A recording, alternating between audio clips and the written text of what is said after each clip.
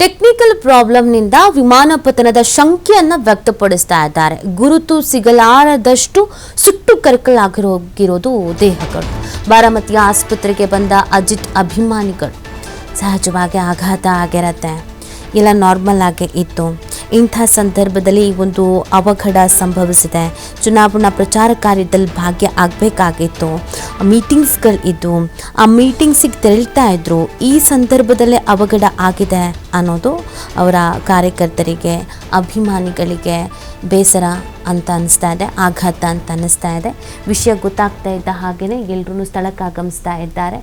ಅವರ ಕುಟುಂಬಸ್ಥರು ಕೂಡ ಸ್ಥಳಕ್ಕೆ ಆಗಮಿಸ್ತಾ ಇದ್ದಾರೆ. ಅಂದರೆ ಎಲ್ರಿಗೂ ಇದೊಂದು ಶಾಕಿಂಗ್ ಅಲ್ವಾ.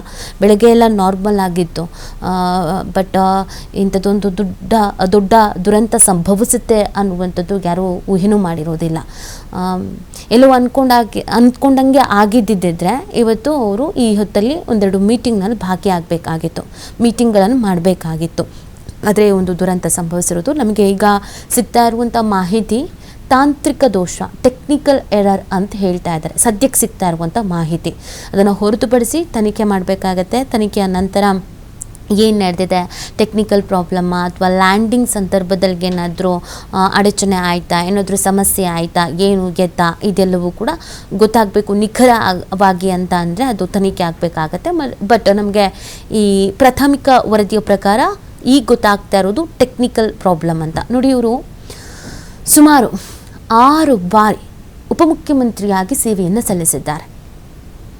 ಎಷ್ಟು ಬಾರಿ ಇವರು ಪ್ರೈವೇಟ್ ಜೆಟ್ ಆಗಿರ್ಬೋದು ಅಥವಾ ಹೆಲಿಕಾಪ್ಟರ್ ಇದರಲ್ಲಿ ಓಡಾಡಿರ್ತಾರೆ ಹೇಳಿ. ಎಷ್ಟು ಬಾರಿ ಚುನಾವಣೆಯನ್ನು ಎದುರಿಸಿರ್ತಾರೆ, ಎಷ್ಟು ಬಾರಿ ಚುನಾವಣಾ ಕಾರ್ಯಕ್ರಮಗಳಲ್ಲಿ ಭಾಗಿಯಾಗಿರ್ತಾರೆ. ಎಮರ್ಜೆನ್ಸಿ ಅಂತ ಎಷ್ಟು ಬಾರಿ ಟ್ರಾವೆಲ್ ಮಾಡಿರ್ತಾರೆ. ಆದರೆ ಯಾರು ಗೆಸ್ ಮಾಡಿರ್ತಾರೆ ಈ ಥರದೊಂದು ಸಾವು ನಮಗೆ ಬರುತ್ತೆ ಅಂತ. ಆದರೆ ಬೇಸರ ಆಗುವಂಥದ್ದು ನಮ್ಮ ಅನೇಕ ನಾಯಕರುಗಳನ್ನು ನಾವು ಹೀಗೆ ಕಳ್ಕೊಂಡಿದ್ದೀವಿ ಅನ್ನೋದು. ಅಜಿತ್ ಪವಾರ್ ಅವರ ವಿಚಾರದಲ್ಲಿ ಒಬ್ಬ ಪವರ್ಫುಲ್ ನಾಯಕ ಅಂತ ಕರೆಸ್ಕೊಂಡಿದ್ರು. ಸ್ಟ್ರಾಟಜಿಗಳನ್ನು ಮಾಡೋದ್ರಲ್ಲಿ, ಚುನಾವಣೆಗಳನ್ನು ಎದುರಿಸೋದ್ರಲ್ಲಿ, ಗೆದ್ಕೊಂಡು ಬರೋದ್ರಲ್ಲಿ ಇವರು ನರಸಿಂಹರು.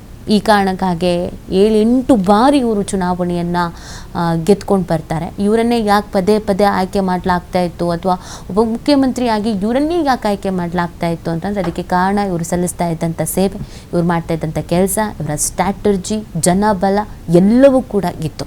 ಸೊ ಆ ಕಾರಣಕ್ಕಾಗಿ ಒಬ್ಬ ಉತ್ತಮ ನಾಯಕ ಅಂತ ಕರೆಸ್ಕೊಳ್ತಾ ಇದ್ರು, ಅನುಭವಿ ನಾಯಕ ಅಂತ ಕರೆಸ್ಕೊಳ್ತಾ ಇದ್ರು, ಜನಮೆಚ್ಚಿದ ನಾಯಕ ಅಂತ ಕರೆಸ್ಕೊಳ್ತಾ ಇದ್ರು, ಕೊಟ್ಟಂಥ ಜವಾಬ್ದಾರಿಯನ್ನು ನಿಭಾಯಿಸುವಂಥ ನಿಷ್ಠಾವಂತ ಕಾರ್ಯಕರ್ತ ಪಕ್ಷಕ್ಕೆ ಅಂತಲೂ ಕೂಡ ಕರೆಸ್ಕೊಳ್ತಾ ಇದ್ರು.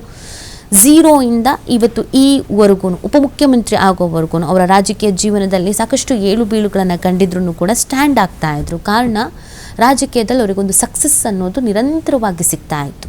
ಹಾಗಾಗಿ ಇವರ ಈ ಸಾವು ಅವರ ಕಾರ್ಯಕರ್ತರಿಗೆ, ಅವರ ಕುಟುಂಬಸ್ಥರಿಗೆ, ಅವರ ಸ್ನೇಹಿತರಿಗೆ, ಆಪ್ತರಿಗೆ, ಅತ್ಯಾಪ್ತರಿಗೆ ಎಲ್ಲರಿಗೂ ಕೂಡ ಇದೊಂದು ದೊಡ್ಡ ನಷ್ಟ, ದೊಡ್ಡ ಆಘಾತ.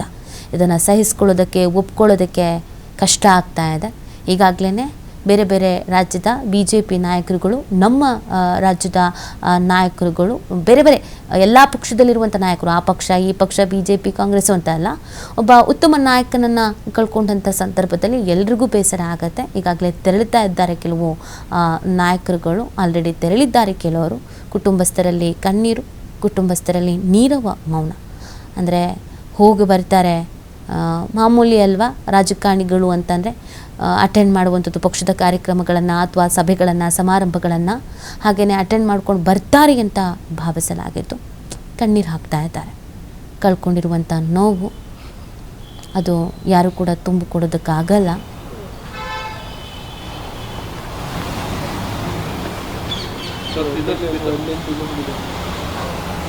ಫಾಲೋ